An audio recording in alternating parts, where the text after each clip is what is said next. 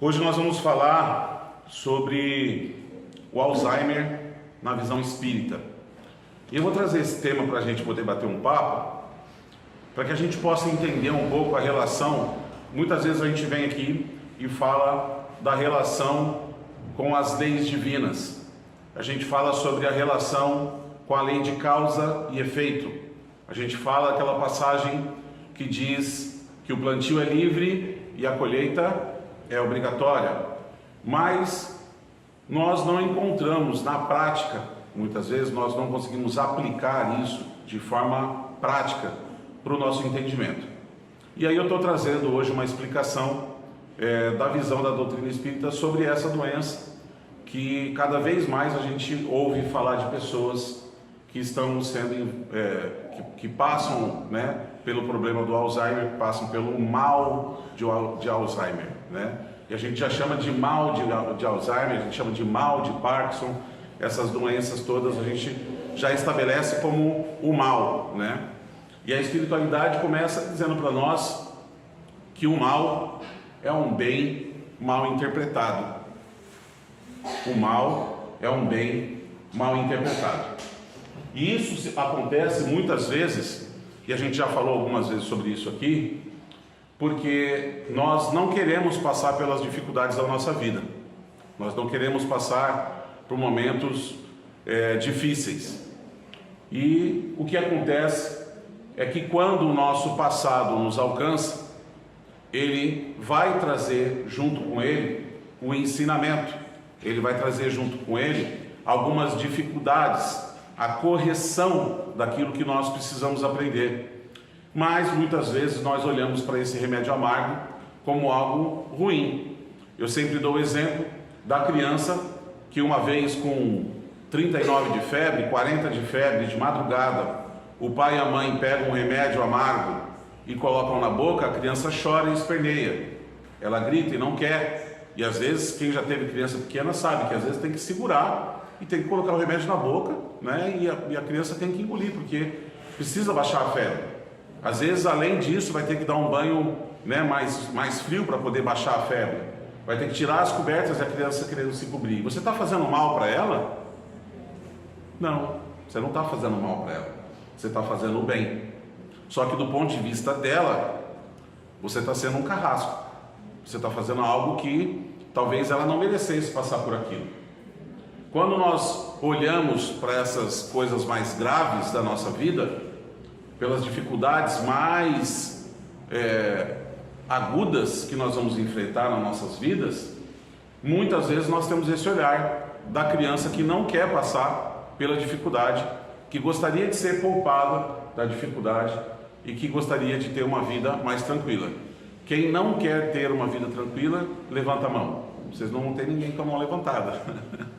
Porque todo mundo quer ter uma vida tranquila, todo mundo quer ter uma vida equilibrada, suave, né? Todo mundo quer as coisas boas.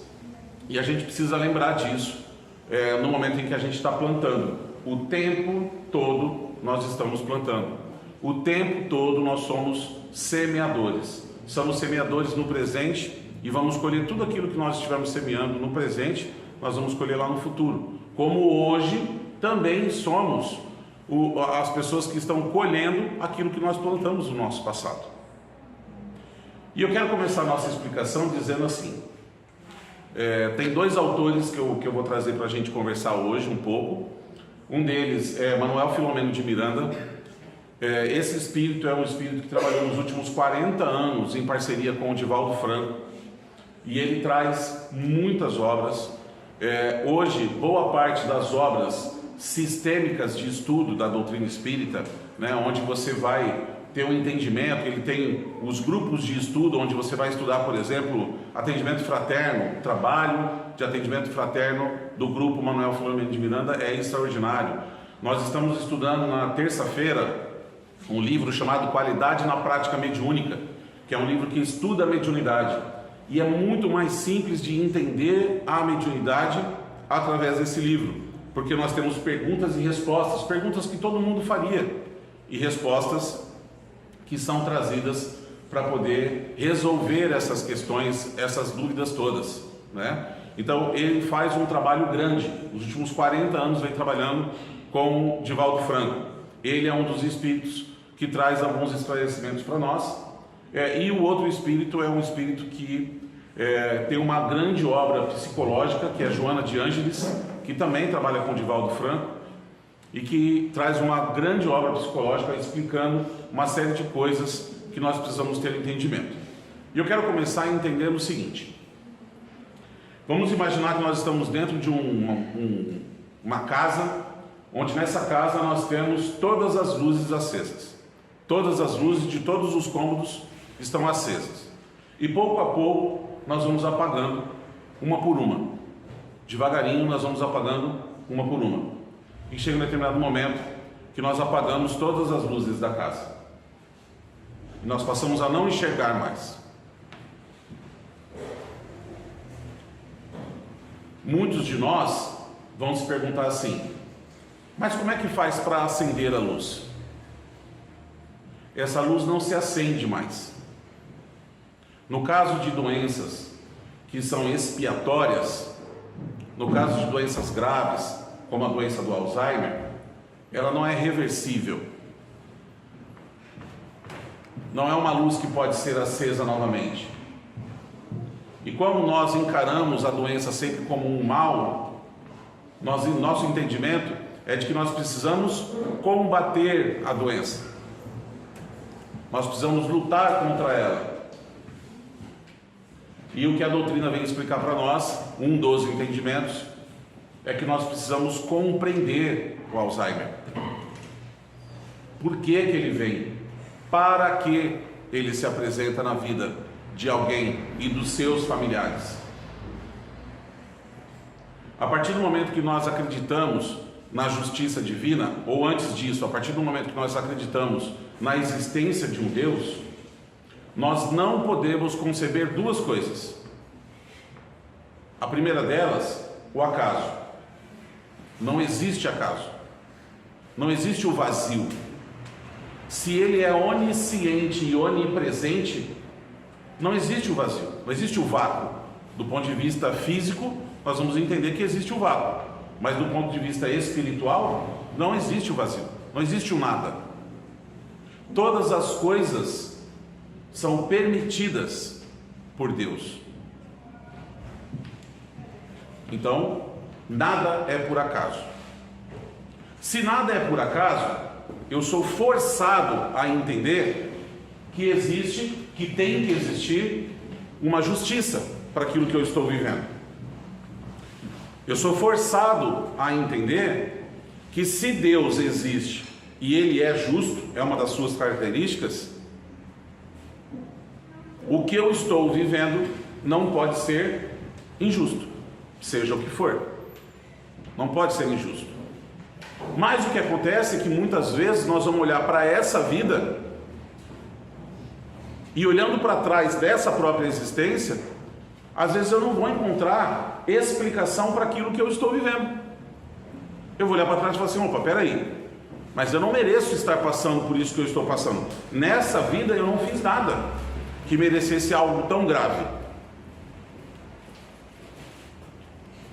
Mais uma vez, confiando e acreditando na justiça divina, concebendo um Deus que é justo, eu preciso recorrer a existências anteriores para justificar aquilo que eu estou vivendo, porque do contrário, de duas uma: ou Deus não existe, ou Ele existe e é injusto, e portanto Ele não é Deus, Ele não existe. É uma lógica boba, mas que a gente precisa compreender que é assim que funciona. Quando nós estamos falando das coisas de Deus, elas precisam ser entendidas. Dentro da doutrina espírita, nós não trabalhamos mais com uma fé cega, nós vamos trabalhar com uma fé raciocinada. E como é que eu posso merecer algo tão grave em minha vida? Eu vou fazer uma leitura aqui de algumas coisas que eu vou trazendo para vocês e a gente vai alinhando. Manuel Filomeno de Miranda, ele fala em duas obras. A primeira delas, Entre Dois Mundos, de 2005, e Transtornos Psiquiátricos Obsessivos, de 2008, tá? E ele chama a atenção para o alto volume, alta estatística de portadores de Alzheimer em processo expiatório afetivo para eles mesmos e para os familiares. Como não compreendem muitas vezes esse processo de degeneração, né? A família passa a estar revoltada, a família passa a não ter mais o entendimento de que precisa cuidar daquele ente querido. Muitas vezes pega esse ente querido e coloca ele para ser cuidado por alguém, por um terceiro, quando não faz o cuidado daquele ente querido, mas não dá a atenção e não faz o cuidado que é o necessário, não trata com o carinho que ele precisaria ser tratado no momento que ele mais precisa. E aí ele traz para nós o seguinte: sem dúvida é uma expiação para a família e para o paciente, sem dúvida. Além da condição física existente, muitas vezes as companhias espirituais, o paciente encontra-se em parcial desdobramento e recebe e percebe a interação de espíritos, de espírito para espírito. As vítimas do seu passado podem aproveitar da oportunidade para cobrar via obsessão. O que ele está dizendo para nós? Primeira coisa que ele fala para a gente é o seguinte: como nada é castigo, não existe vítima, nada é castigo. Tudo funciona por mérito. Tudo funciona por mérito. Se eu tenho mérito de receber coisas boas, eu receberei coisas boas. Plantio é livre e colheita obrigatória. Vale para os dois lados.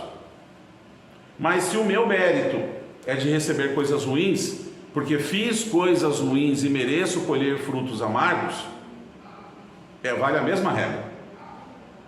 Entende? Então, quando isso volta para mim, volta através de expiação. A doutrina espírita explica para nós o caráter do nosso planeta, que esse planeta é um planeta de provas e expiações. Nós falamos disso em algumas segundas-feiras para trás. A expiação, ela consiste em eu ajustar com a lei divina aquilo que eu fiz no meu passado. Nós não temos o entendimento de um perdão que é concedido e que elimina todo o mal que eu possa ter feito. Nós entendemos dentro da doutrina, e quem explica isso para nós é a própria espiritualidade, que Deus conhece o nosso íntimo, sabe da nossa imperfeição, deu para a gente o nosso livre-arbítrio e falou: filho, filha, faz do seu jeito, toma as suas decisões e tenha o mérito daquilo que você decidir. Para isso eu vou te dar a eternidade, você vai viver muitas vezes, vai voltar tantas vezes quantas forem necessárias, para que você possa aprender, como numa sala de aula. E às vezes a gente repete muitas vezes a mesma sala de aula, que é o nosso caso hoje dentro do planeta Terra, dentro da condição de provas e expiações que nós estamos. Então, ele conhecendo tudo isso, ele vai se ofender por uma escolha ruim que eu faça? Não me parece razoável. Eu conhecendo os meus filhos, quando eu dou a liberdade de falar assim, escolha, o que você quer? E aí eles tomam uma decisão. Eu vou ficar bravo com eles, eu vou me sentir ofendido ao ponto de eu ter que perdoá-los? Não. Eu conheço os meus filhos. Eu sei mais ou menos o que eles vão decidir. Eu sei como cada um deles vai decidir de um jeito diferente. E acredite, os três vão escolher coisas completamente opostas. Mas conhecendo, eu não vou me ofender com isso. Gente, eu sou um ser humano, de carne e osso, falho, cheio de problemas. Deus é a perfeição moral. Deus é a perfeição de amor, que Ele deu para a gente o nosso livre-arbítrio. Ele não tem que se ofender. Mas Ele criou uma lei que é inegociável. E essa lei que é inegociável é a lei de causa e efeito. Então, eu não me ofendo, eu não preciso te perdoar. Você não vai ser castigado. Você não vai queimar a eternidade no fogo. Você não vai passar por isso. Eu sempre dou exemplo, me perdoa quem já ouviu, mas eu sempre dou exemplo e eu falo o seguinte: eu chego em casa, minha casa está toda bagunçada, eu pego todos eles, coloco de castigo dentro de um quarto e vou e arrumo a casa inteira. Eles vão aprender mais assim? Ou eles vão aprender mais se eu chegar em casa e encontrar a casa toda bagunçada e falar, vocês vão arrumar cada uma das coisas e vocês só vão parar de arrumar isso aqui na hora que estiver tudo em ordem? Como que eles vão aprender mais? Vão aprender mais arrumando a casa, limpando o que sujaram, dobrando o que tiraram do lugar, guardando os calçados de onde eles tiraram, né? Arrumando todas as coisas. Se nós temos esse entendimento que é tão básico, que é tão simples de ser explicado, Deus usa dessa mesma pedagogia para poder ensinar para a gente. Olha, vocês fizeram bagunça? Fizeram, então vocês vão ter que voltar lá e vão ter que arrumar. De que adiantaria para o meu espírito? O que o meu espírito aprenderia? Por que ele me deu o livre-arbítrio para me condenar ao fogo do inferno? No final das contas, a culpa acaba sendo dele. E o nosso entendimento da doutrina é que não. Ninguém é condenado, mas você precisa voltar aqui. Você fez bagunça, você colocou a casa abaixo, você sujou todas as coisas, e agora você precisa voltar lá e precisa arrumar isso. Ok? Então, isso é expiação. É voltar para cá e ajustar, se ajustar, né, com a lei divina. Só que ele traz uma outra explicação. Ele traz uma explicação de que essa expiação, ela não é só de quem passa pelo Alzheimer, quem passa pela doença ou quem passa pelo mal que for, se aplica para todas as coisas. A expiação também é para aqueles que estão em volta. Aquele que está na condição do Alzheimer, ele faz a explicação, estará em desdobramento. O que é o desdobramento que nós aprendemos dentro da doutrina espírita? Toda noite, quando vocês dormem, o corpo de vocês precisa repousar. Vocês precisam ter uma carga de sono, de reposição, né, das suas energias, vocês poderem se recompor. Mas o seu espírito não precisa dormir. O espírito nunca dorme. O espírito é sua consciência. A consciência não precisa apagar. E a espiritualidade explica para nós que muitas vezes, quando o nosso corpo está dormindo, o nosso espírito se desloca, ele permanece conectado ao nosso corpo físico, mas ele se desloca e ele vai fazer coisas. Ele vai ver a nova programação do que tem para acontecer na vida. Daqui a pouco a gente se encontra em algum lugar e fala, então, agora chegou a hora que você vai passar por aquela situação assim, então você precisa encontrar com tal pessoa que vai te ajudar naquele momento. Aí você conhece uma pessoa que lá na frente ela te ajuda naquele processo que você está passando. Agora você vai passar por uma situação que você vai ter que mudar de cidade, e aí você tem um sonho que não era a cidade que você morava, que não sei o que era outra coisa, e você confunde tudo isso, porque você mistura, né, essas vivências. Você se prepara para as coisas que você vai viver. Depois que passada a morte do meu irmão desencarnou com 24 anos de idade. Depois de passada a morte dele, de alguns anos passada a morte dele, nós olhávamos para trás e nós entendíamos perfeitamente tudo que nós vivemos. Cada processo, a nossa chegada dentro da casa espírita, o que a gente precisou viver, como que a gente se coordenou, como é que foi todo o processo que aconteceu para ele poder desencarnar. Nós vivenciamos isso na prática e conseguimos entender onde é que estava cada um dos pontos depois. No durante a gente nunca vai entender.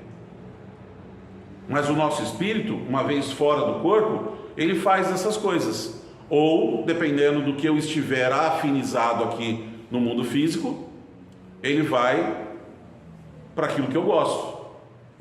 Então, se eu sou um cara que tem um problema com sexo desregrado, com droga, com excessos, de qualquer tipo que seja, quando meu espírito sair do corpo, eu já tenho as minhas companhias espirituais me esperando para ir para a balada espiritual, né? E aí eu saio dali, meu corpinho fica dormindo e eu vou ferver a noite inteira, volto, e aí não me sinto bem, aí sinto que aquela semana está ruim, que aquela semana não sei o quê, né? Eu começo a sentir todo aquele processo obsessivo e cada vez mais vou sentir mais necessidade de caminhar nessa questão da bebida, na questão da alimentação desregrada, na questão do sexo desregrado, na questão das drogas e tudo mais. Tudo isso fomentado, né, tudo isso impulsionado por essa espiritualidade que está desviada do caminho certo, que está perturbada. Isso é o desdobramento. O meu espírito permanece conectado ao corpo, mas ele não está acoplado, ele não está em posse, ele não está controlando. E o que ele diz para nós é que no estado de Alzheimer, o espírito fica desdobrado.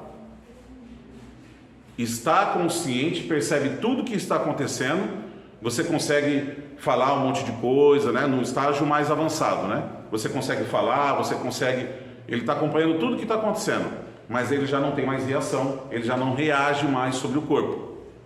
Contudo, ele passa a ter um contato mais intenso com o mundo espiritual. E por isso o cuidado deve ser muito grande daqueles que estão vivenciando a prova ou a expiação do Alzheimer. Porque para aquele que está passando pela doença, é um tipo de expiação. Para aquele que tem na família alguém passando por essa doença, é outro tipo de expiação. Talvez esse espírito que se apresenta ali naquela condição de sofrimento, seja justamente alguém para quem eu devo de uma vida passada. Que eu tenho um comprometimento com esse espírito numa vida passada. Eu fiz mal para ele e agora eu preciso cuidar. Eu preciso demonstrar afeto, carinho, paciência. Preciso me dedicar para a vida dele. Talvez ele tenha se dedicado para a minha numa outra vida e eu não valorizei, não dei atenção. Então, as coisas que acontecem com a gente não são obras do acaso. E sabendo que existe uma influência espiritual, o que mais eu preciso fazer? Como que eu vou fazer para proteger, para cuidar desse meu amor, né? dessa pessoa que é afeto? Eu tenho que manter as minhas orações, eu tenho que manter a minha vibração, minha paciência, no cuidado dele, no trato. Tratar com a dignidade que ele precisa ser tratado. Só que muitas vezes, diante desse processo, eu me assemelho muito mais ao Ricardo do passado, que relegou lá no passado, e que por conta de eu ter relegado lá no passado, está vindo agora para eu cuidar novamente. Só que rapidamente eu me coloco na posição da vítima. Ah, mas é muito difícil. Ah, porque a mãe, porque o pai, porque a avó, porque o avô, é muito difícil, dá trabalho cuidar, nem todo mundo quer ficar junto, algumas pessoas se afastam e sobra para mim. Por que será que sobrou para mim? De quem será que é o compromisso do cuidado? De quem caiu no colo, gente. E aí eu me coloco na posição de vítima, acho mais fácil, com certeza, pegar e colocar numa instituição, terceirizar o cuidado e a responsabilidade. Não que isso não possa ser feito, mas abandonar não é o caminho, porque é um compromisso meu, é uma expiação minha também, é um cuidado que eu preciso ter. Veio nessa vida, nessa condição, para que eu aprendesse a ter um amor incondicional. O amor da gente normalmente custa muito caro. A gente condiciona, a gente, eu gosto de você se você fizer isso, eu gosto de você se você me dá aquilo, eu gosto de você se você fizer tal coisa por mim, se você demonstrar o afeto do jeito que eu gosto que você demonstre. E a gente condiciona a nossa forma de amar, que é um amar possessivo. Amar alguém numa condição dessa é um amor incondicional, porque o que a pessoa tem para te oferecer, a não ser problema, a não ser trabalho, a não ser exigir de você paciência, cuidado e zelo. E ele traz ainda mais uma questão para nós, dizendo que talvez seja a grande alavanca que a gente precisa para tirar o nosso espírito da condição da trava moral, que muitas vezes a gente se colocou. A gente acredita em tantas coisas que a gente traz com a gente, tantas tendências, tantas crenças, tantas vivências que a gente teve do nosso passado como espírito, e a gente volta para cá trazendo toda essa carga com a gente. E a gente precisa vencer isso, é por isso que a gente está aqui.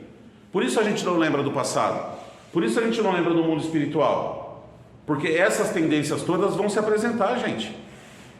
vão gritar dentro da gente, e a gente vai encontrar as oportunidades para ser exatamente como a gente era no passado, e a gente precisa tomar a decisão diferente do que a gente tomou. Parece simples, mas não é. Por quê? Porque o nosso instinto, as nossas tendências estão gritando aqui dentro, e é muito difícil lutar contra si, se olhar no espelho e falar assim: eu preciso me transformar. Quão mais fácil é a gente olhar para fora e falar assim: mas fulano é desse jeito, fulano é daquele jeito, seria tão legal se ele mudasse, se ela fosse mais assim, se ele fosse mais assado. É muito fácil. Agora, parar, olhar no espelho e falar o seguinte: eu vou me transformar, eu vou mudar as coisas que incomodam os outros, não é porque eu estou preocupado com os outros, mas é porque aquilo que incomoda os outros possivelmente é o que não presta em mim. E eu preciso dessa alavanca.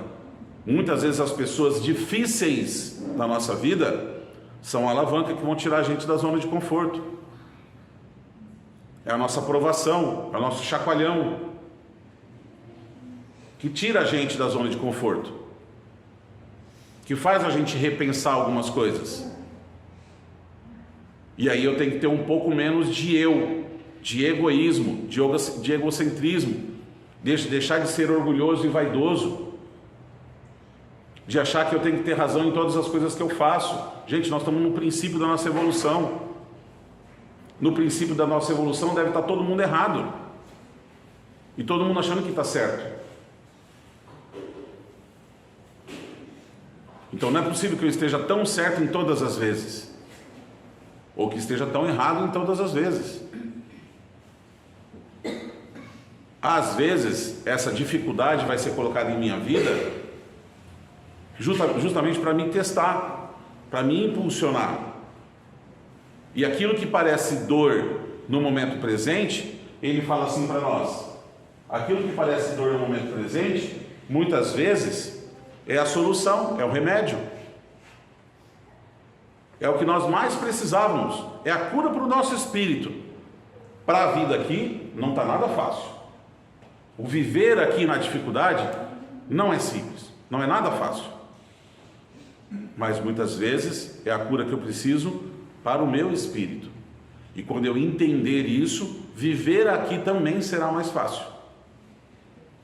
Quando eu tiver esse entendimento, as dificuldades que eu vou enfrentar, eu já vou passar de um jeito diferente. Então, nós vamos aprender a passar por dores, por situações difíceis, de um jeito diferente. Não vai doer? Vai doer. Vai ser complicado? Vai. E depois que eu começar a me dedicar para a minha religião, para as coisas de Deus, né, que eu continuar indo na igreja, continuar vindo no centro espírita e tal, então meus problemas todos vão acabar. De jeito nenhum. Por quê? Porque hoje nós estamos colhendo aquilo que nós fizemos no passado. Olha para trás. Olha quanto problema que tem para trás. Olha tudo que nós fizemos nas outras existências. Mas eu não sei o que eu fiz. É só olhar para a história da humanidade. Nós fizemos muito mais coisas erradas para trás do que nós temos feito. Tudo isso que foi feito para trás tem consequências. O que nós precisamos fazer é começar a fazer diferente daqui para frente, para que no nosso futuro seja melhor, para que a lei de ação e reação impere. Se eu estou plantando o bem, inexoravelmente eu vou colher o bem.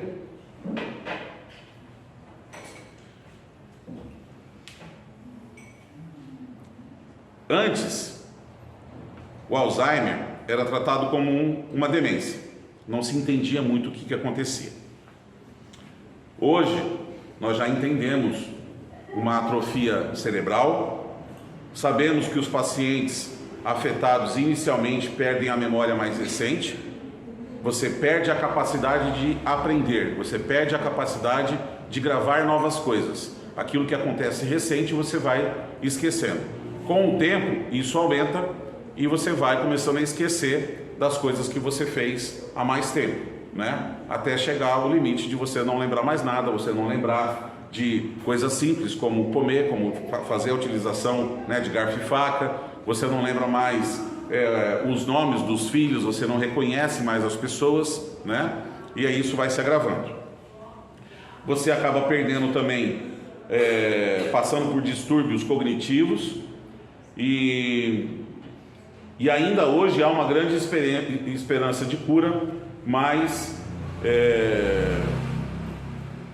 se detectada precocemente pode ter efeitos menos desastrosos.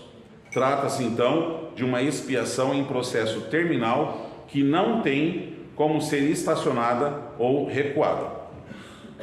A questão da hereditariedade comprova que nesses casos tratam-se de espíritos com delitos idênticos e praticados juntos. Os espíritos cúmplices retornam ao mesmo grupo para encontrar fatores de predisposição para que o perispírito, na elaboração do corpo, propicie o aparecimento da enfermidade. O que ele está dizendo para nós? Vamos traduzir. Está dizendo para nós o seguinte: todos esses efeitos, tudo isso que acontece, toda essa situação, ela é física, ela não é espiritual, ela é física, uma característica física. Mas ela não vem de um vírus, ela não vem de uma bactéria, ela não vem desses processos, né? Ela não acontece dessa forma. Então, qual a causa? A doutrina espírita explica para nós o seguinte: tudo aquilo que nós fazemos, todas as nossas ações, elas repercutem no depois, né? Na continuidade da nossa vida. Muitas das coisas que nós fazemos vão ficar impregnadas no nosso perispírito. O que é isso? É o nosso corpo espiritual. Vamos dividir aqui o corpo da seguinte forma: nós temos o corpo físico, que é o corpo que vocês estão vendo, que vocês conseguem tocar. Nós temos o espírito. Como é que a gente define o espírito? O espírito é o teu pensamento. Imagina um pensamento solto aqui na sala. Você conseguiria ver ele?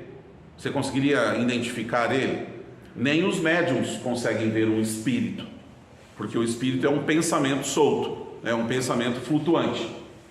E existe o corpo espiritual ou perispírito, que do ponto de vista da matéria, ele é muito sutil. Ele é mais sutil do que a energia elétrica, ok? Ele é mais sutil. Só que do ponto de vista espiritual, ele ainda é matéria. Quando um médium tem a clarividência e ele vê um espírito na forma física do seu espírito, ele está enxergando o perispírito desse espírito, o corpo espiritual desse pensamento, dessa razão que está ali, ok? Esse perispírito, ele está aqui dentro do meu corpo, ele liga o meu espírito ao meu corpo, tá? Esse corpo espiritual, ele é como se fosse uma membrana que liga o meu espírito ao meu corpo. E tudo que eu faço fica impregnado no meu perispírito, ok? Vou dar um exemplo. Eu sou um fumante convicto, incorrigível. Fumo a vida inteira. Fumo até os meus 90 anos. E morro porque eu vou descer uma escada e cair da escada. Não morri do cigarro. Ok? Não tive problema de saúde em relação ao cigarro. Nossa, o seu fulaninho fumou a vida inteira e não teve nenhum problema, nunca teve problema com câncer, com nada disso. Passou a vida ileso em relação ao cigarro. Tudo aquilo que ele fez de mal ficou impregnado no seu perispírito. Quando ele volta à vida, e ele voltará, ele volta com um problema no perispírito. A doença está no seu perispírito. E ele volta para o corpo físico, e a doença não pode permanecer no perispírito. A doença precisa voltar para o corpo físico. E aí aquela criança que nunca fumou, que nunca teve nenhum tipo de vício, de nada disso, nasce muito jovem, muito ainda no começo da primeira infância, descobre um câncer que é injustificável, que não tem explicação, e esse câncer se apresenta, e ela vai passar um tempo da vida dela aqui, vai ter essa doença, e infelizmente vai ter que desencarnar para poder se ajustar com a questão da lei de causa e efeito. Era o seu fulaninho que fumou a vida inteira e voltou nessa vida e precisava do câncer para poder se ajustar com aquilo que ele fez de ruim para ele mesmo, através de um suicídio inconsciente. Entende? Então, é a justiça divina. Quando ele fala assim para nós, que a questão da hereditariedade, ele explica como: olha, muitas vezes a nossa pena, a nossa falha do passado, eu não cometi sozinho. Quando eu fiz aquilo, que seja, nós fizemos em grupo, nós éramos um bando lá e nós fizemos determinada coisa. E aí, como eu preciso dessa predisposição física, fisiológica, né, para que isso volte, para que essa doença apareça, eu preciso da hereditariedade. E aí eu terei o problema do Alzheimer e os meus herdeiros, né, os meus filhos, os meus netos, né, quem tiver laço consanguíneo comigo vai ter o mesmo problema, e são a mesma turma que cometemos a mesma falha. Ele fala assim: tratam-se de espíritos com delitos idênticos e praticados juntos. Os espíritos cúmplices retornam ao mesmo grupo familiar para encontrar os fatores de predisposição que precisam para desenvolver a doença. Por isso, a relação de permanecer, né, de forma hereditária. Tudo explicado pela espiritualidade. Não tem obra do acaso. Não existe o porquê, meu Deus, por que comigo, né? Somos vítimas daquilo que estamos vivendo? Não, nós precisamos ter um entendimento. Mas, Ricardo, por que você está explicando isso, né? O que isso ajuda? Ajuda que a partir do momento que nós temos esse entendimento, nós deixamos de reclamar, nós passamos a olhar para o nosso ente querido, para o nosso amor, de uma forma diferente. O cuidado que nós vamos estabelecer vai ser diferente. A forma como eu vou me relacionar com a dor em relação àquilo vai ser diferente. O cuidado em oração, em estar ao lado, cuidando do aspecto espiritual da presença daquele ente querido, também vai ser diferente. Tudo isso me desperta para uma forma de conduzir as coisas muito diferente do que eu faria se eu não tivesse essa orientação. E nós precisamos desse despertar para que a gente possa mudar a nossa atitude. Ele fala assim: mas isso tudo é uma bênção, pois aquele que não consegue reencarnar permanece na erraticidade, em aflição e vinculados aos seus antagonistas. Estar aqui é difícil. Estar aqui vivenciando essa situação dessa doença é difícil. Mas ele fala: feliz daquele que está passando por isso, porque teve a dádiva, teve a bênção de voltar para cá e se ajustar. Aqueles que ainda não foram permitidos estão na erraticidade. O que é a erraticidade?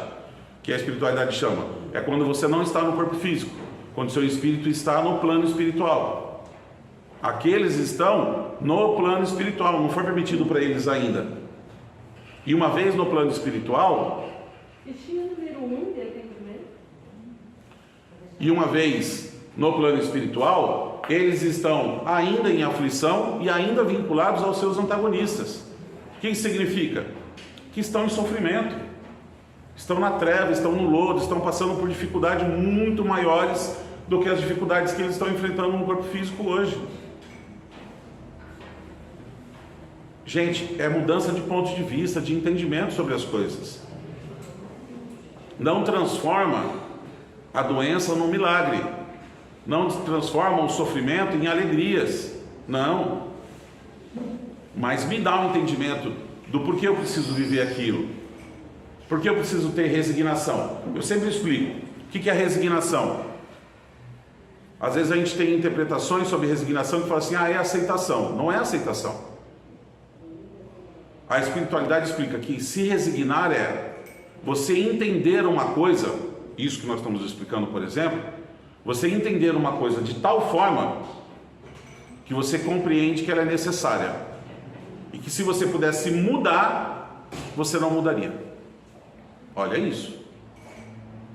Tendo essa explicação, tendo esse entendimento, mesmo passando por essa dificuldade, eu não mudaria. eu passaria por ela. Para quê? Para me transformar. Para que esse momento mude a minha forma de ver e de viver. Nós não estamos aqui a passeio. Nós temos responsabilidades moral, espiritual, social. Nós estamos aqui para ser o bem no mundo. Todo mundo está aqui para ser o bem no mundo.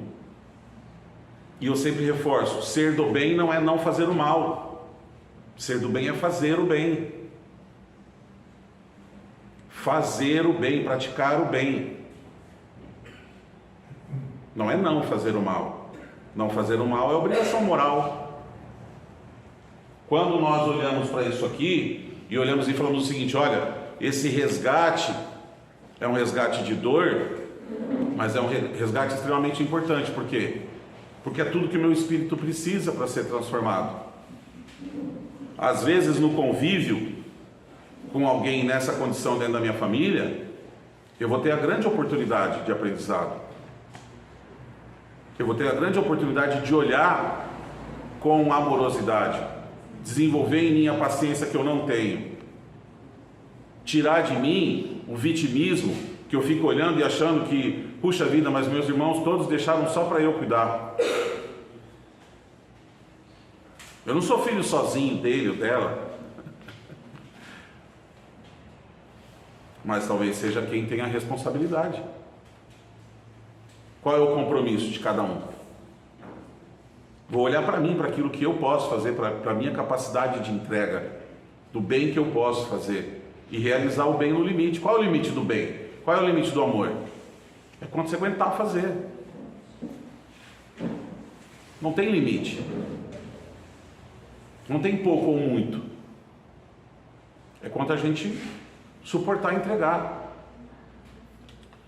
Eu queria ainda trazer, está terminando o nosso bate-papo, eu queria trazer aqui o texto de Joana de Ângeles, e Joana fala assim para nós, que o Alzheimer ele tem raízes mais profundas do que nós imaginamos na nossa psicopatogênese. O enfermo é o espírito que durante a sua existência bombardeia os neurônios com cargas de energia negativa num tormentoso processo de males causados ao próximo, portanto, por consequência, em si mesmo. Às vezes, por consequência dessa própria existência. Quando eu fico bombardeando e prestando atenção em todas as coisas negativas. Quando eu fico detonando o meu existir. E aqui eu absolutamente não estou falando de um processo depressivo, porque daí é natural, você tem uma patologia, né? Eu estou falando de alguém que vive dessa forma, uma pessoa que vive de forma negativa, uma pessoa que é de mal com o mundo, não de alguém que esteja triste, que esteja em condições e precisando de cuidados, necessitando de um olhar. Não é disso que eu estou falando. Eu estou falando de pessoas que são pessoas de mal com o mundo. Pessoas que só observam as coisas que não prestam nos outros. E que ficam enaltecendo a treva, ficam enaltecendo o mal, o sofrimento. E ficam achando que estão bombardeando o outro, estão se bombardeando. Quer um exemplo disso? A dificuldade que nós todos temos de nos desvincular dos telejornais. Perceba isso. Nós somos viciados na notícia ruim. Porque os jornais e os telejornais só transmitem informações ruins. Muito raramente aparece lá alguém que fez uma bondade e que apareceu num dos jornais famosos. Normalmente é sofrimento, é doença, é guerra, é bomba, é morte, é chacina, é só coisa ruim. E a gente é vinculado a isso.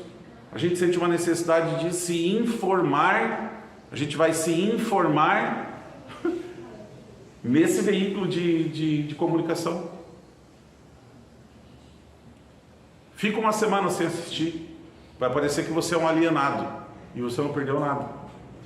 Uma semana depois você vai assistir e aconteceram exatamente as mesmas coisas de antes. Mas você precisa se desvincular disso. Você não pode ficar se bombardeando. Por quê?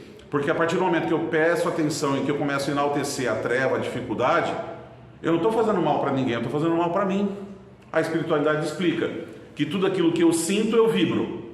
Eu tenho uma onda de vibração, certo? Daquilo que eu estou sentindo. Eu vou emitir ondas de vibração naquilo que está dentro do meu coração. E essa onda ela é expansiva e depois ela volta para mim. E no momento que ela volta para mim, ela atrai de forma irresistível, a espiritualidade diz. Kardec pergunta, mas a gente não consegue se poupar disso? A espiritualidade explica, é irresistível a atração. Quando eu estou nessa vibe, quando eu estou nessa vibração, eu sempre dou a explicação, né? Eu sempre dou a explicação do imã e dos preguinhos, ok? Eu tenho o imã e tenho os preguinhos. Quando você atrai o imã perto dos preguinhos, os preguinhos têm condições de falar assim, ah, não vou. Tem ou não? Não tem. Você chegou, você não precisa nem encostar, você chegou pertinho assim, eles já se sentem atraídos de forma irresistível. Quem é o imã? Nós somos o imã. Quem são os preguinhos? Os espíritos. Não raro, nós estamos aqui em comunicação, conversando com eles nos atendimentos que nós realizamos, e eles falam, pelo amor de Deus, me tira de perto dele, me tira de perto dela, que eu não aguento mais. Não raro, porque nós atraímos. Então, quando eu estou vibrando negativamente, eu estou expandindo uma energia ruim, e quando ela volta de forma irresistível, ela atrai as presenças espirituais. E eu preciso cuidar desse meu vibrar. Preciso educar de forma consciente o meu pensamento. Não é simples. É o vigiar e orai. Vigiar e orai.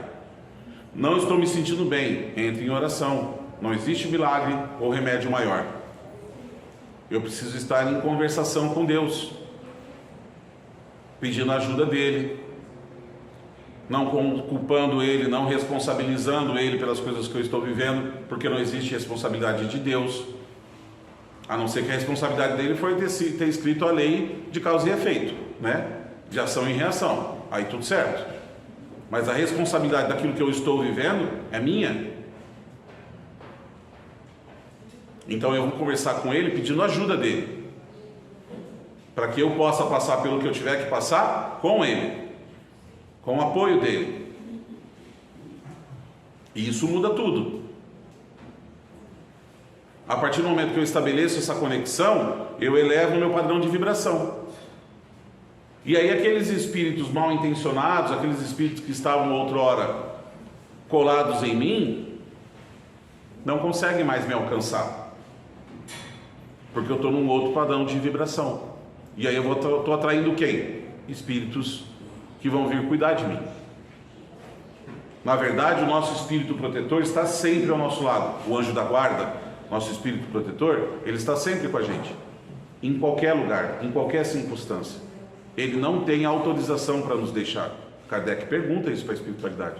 Mas ele pode cansar da gente e falar assim, ah não, esse aí eu vou abandonar, esse aí não tem salvação.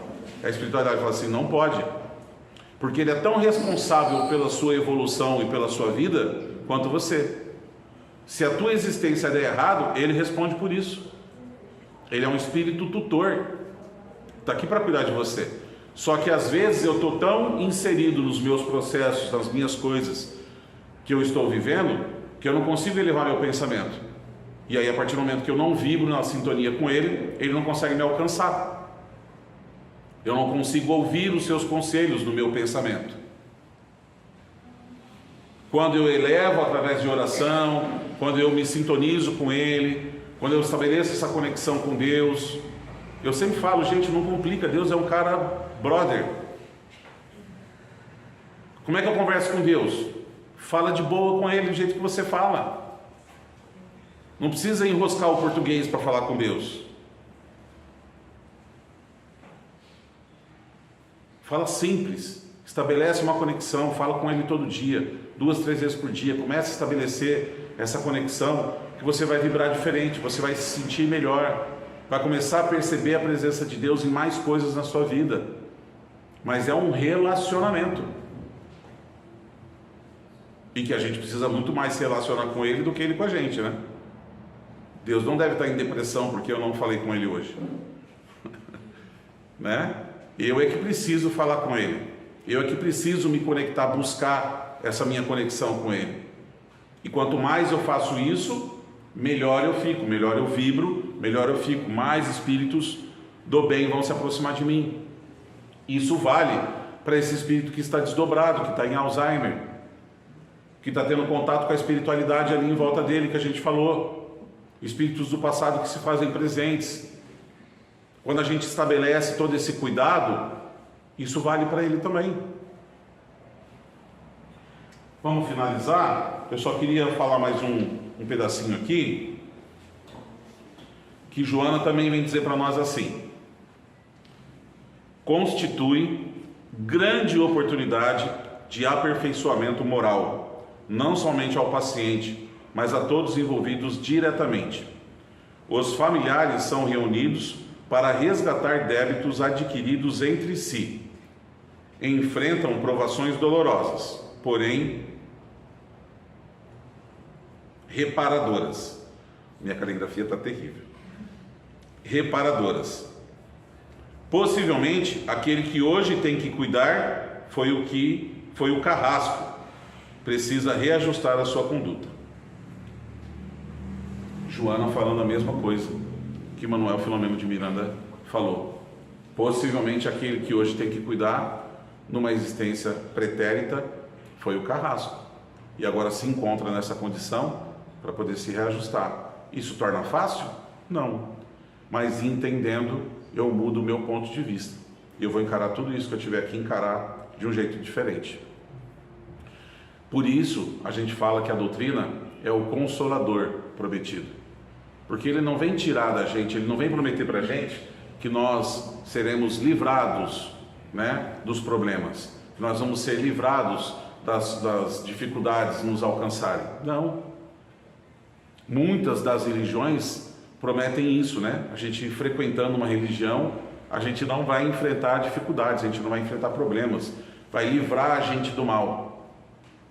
E a doutrina vem explicar para a gente que quando a gente faz na oração, lá no finalzinho do Evangelho segundo o Espiritismo, tem a oração dominical.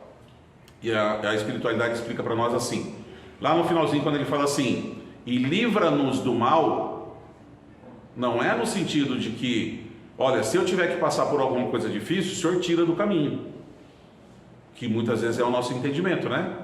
Quando a gente está fazendo o Pai Nosso, lá no finalzinho a gente fala, livra-nos do mal. O que é isso? Ó, se eu tiver que tropicar ali, não deixa eu tropeçar, né?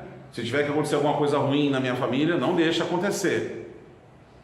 E a espiritualidade explica para nós que é, livra-nos do mal que há em nós.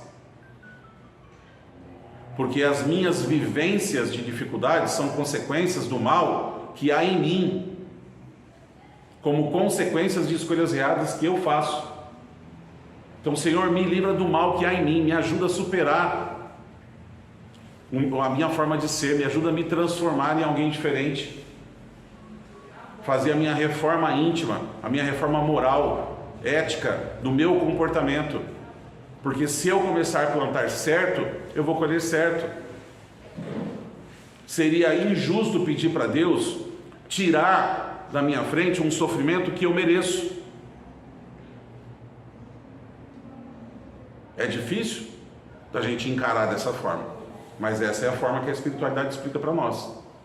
Então, a gente não promete que não vai passar por dificuldade, a gente garante que vai passar por tudo aquilo que tiver plantado, que a gente vai ter que colher, e que o Evangelho é o grande alicerce para que a gente possa promover essa transformação, para que a gente possa mudar o jeito de fazer as coisas, de olhar para o mundo, de olhar para o nosso próximo, de olhar para a nossa família, de olhar para as nossas dificuldades, de olhar para todas as coisas. Amém?